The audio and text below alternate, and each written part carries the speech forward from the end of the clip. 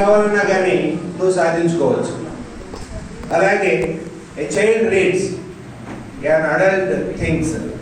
చిన్నగా ఉన్నప్పుడు మీరు కానీ చదవగలిగితే మీరు పెద్ద అయ్యే కొద్దీ మాట్లాడతారు, ఆలోచిస్తారు. కాబట్టి ఈ గ్రంథాలయ ఉద్యమం మీకోసం, పిల్లల కోసం, యువత కోసం ప్రారంభించిన ఉద్యమం. జీసస్ క్రైస్ట్ శిలువ మీద ఉన్నప్పుడు అందరూ ఏడుస్తూ ఉంటే మీరు తల్లులారా, తండ్రులారా, మీరు నా కోసం ఏడవకండి, మీకోసం, మీ బిడ్డల కోసం ఏడవండి అని చెప్తారు. అలా ఇవాళ గ్రంథాలయ ఉద్యమం మీకోసం, పిల్లల కోసం, యువత కోసం.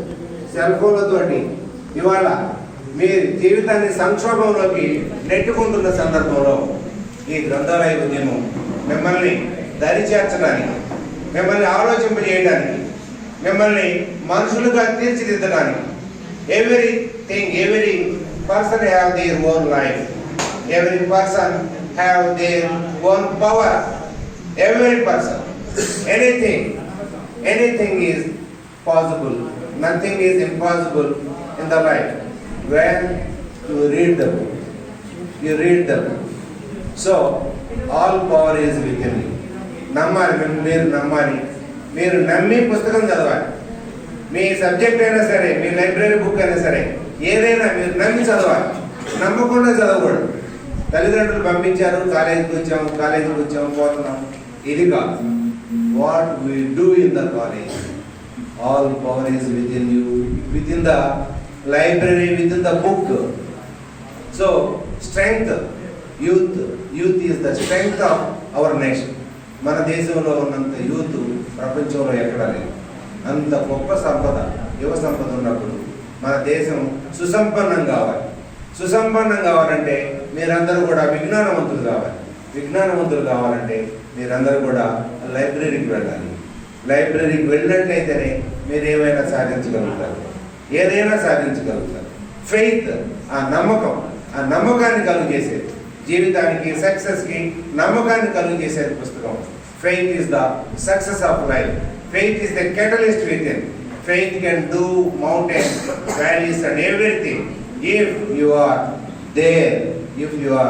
there in faith, నమ్మకం, నమ్మి నేను ఏదైనా సాధించాలి, లైఫ్లో సక్సెస్ కావాలి, నా పేరెంట్స్కి నేను బహుమతిగా ఈ సక్సెస్ అందించాలని అని ఎవరైతే నమ్ముతారో ఆ నమ్మకాన్ని, మిమ్మల్ని ప్రోత్సహించేది పుస్తకం. ఆ పుస్తకం వెంట పరుగులు తీయండి, విజయం మీ వెంట పరుగులు తీస్తుంది. Thank you. గౌరవ కాసుల రమేష్ గారు మధ్యాహ్నం వేళ అవుతుంది, దయచేసి పుస్తకం మాట్లాడవలసింది.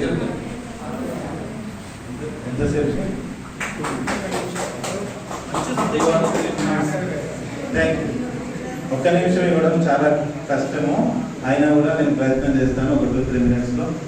నన్ను ఒక్క నిమిషం, అందరు యూత్ వేదిక మీద వాళ్ళందరికీ నమస్కారం. ముందుగా పిల్లలందరికీ కూడా ప్రేమతో ఇక్కడ ఈ సమయంలో కూడా ఉన్నారు, ఉంటారు కూడా. ఎందుకంటే ఈ కార్యక్రమం అంతా మన అందరి కోసం కాబట్టి.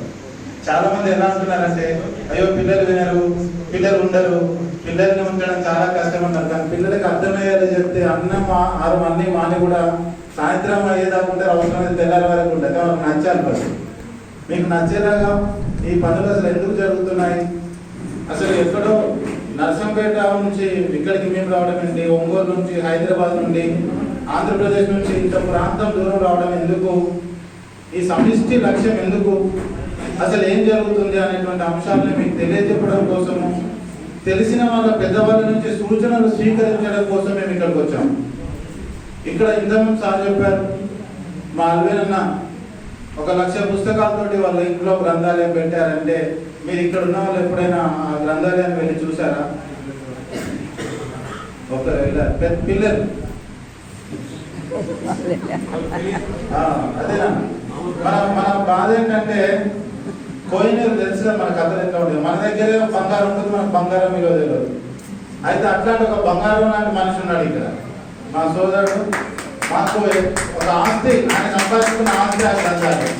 కూడల్లో వింటున్నారు. మీరు రేపు ఇవాళ నేను మాట్లాడిన తర్వాత మీరు చేయాల్సిన పని ఏంటంటే, రేపు వచ్చే సినిమా రిలీజో ఇంకేదో ఏదేదో కాకుండా మీరందరూ ఒక గుంపుగా ఒక సమూహంగా వెళ్ళి ముందు మీ ఊళ్ళో ఉన్న లైబ్రరీ చూడండి, మా ఊరికి వచ్చిన తర్వాత విషయం. ఆ తర్వాత మనం ఏం చేయాలో మనం ఆలోచిస్తాం. మేము వచ్చిన అంశమే గ్రంథాలయాల గురించి.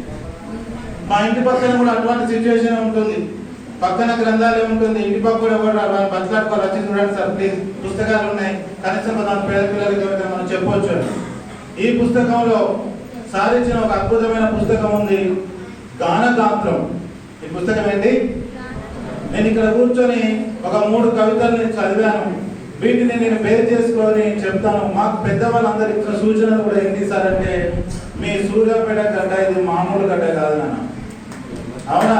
ఈ సూర్యాపేట నుండి మేము స్ఫూర్తిని తీసుకొని వెళ్ళడానికి వచ్చాము, కానీ సూర్యాపేటకు ఇక్కడ స్ఫూర్తిని ఇవ్వడానికి మేము రాలేదు. కాబట్టి మనమంతా ఒక తెలంగాణ ఆంధ్రప్రదేశ్లో జరుగుతున్న ఈ యొక్క గ్రంథాలయాలు, ఇంతకుముందు ఒక ల్యాబ్లో మేము చూసాము, ల్యాబ్లో మీకు తెలుసు బయాలజికల్ సైన్స్ సబ్జెక్ట్ ల్యాబ్లో ఎలా ఉంది అంటే శిథిలావస్థలో చనిపోయినటువంటి ఒక జీవి ఉంటుంది అందులో, అవునా? దానికి ప్రాణం ఉంటుందా? అమ్మాయిలు అబ్బాయిలు రెస్పాండ్ ఉంటుందా? సేమ్ ఇప్పుడు గ్రంథాలయాలు చాలా చోట్ల చూడడానికి ఇట్లా గ్రంథాలయం ఉంది, కానీ అవి చాలా శిథిలావస్థలో అంపశయం మీద ఉన్నాయి. కొన్ని చోట్ల మాత్రమే అందుబాటులో